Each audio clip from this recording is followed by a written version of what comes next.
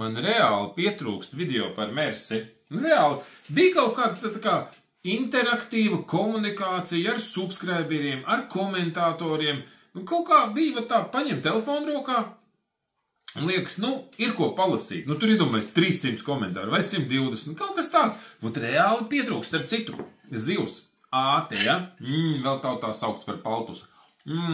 Nopērkams pie Cēnkluba ragacienu zivis. Ņam. Labs gan uz maizītēm, gan atsevišķi tādā veidā. Šī nav reklāma un nav sadarbība un nav apmaksāta un nav produktu izvietošana. Vienkārši, ja es ēdu āti, tad es iesaku draugiem.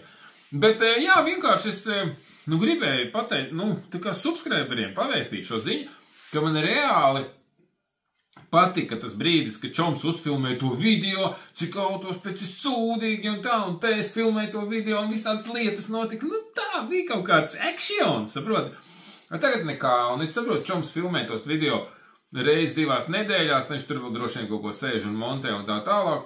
Nē, nekas, tas arī viss. Es vienkārši gribēju teikt, ka man pietrūks. Reāli, tiešām nopietni. Es nezinu, būtu vēl kāds tāds Čoms, kurš varētu kaut ko tādu safilmēt un tā, un tad tur būtu kaut kāda ņemšanās un vēl. Karoči, tas hypes tā ir šteli. Hypes ir šteli.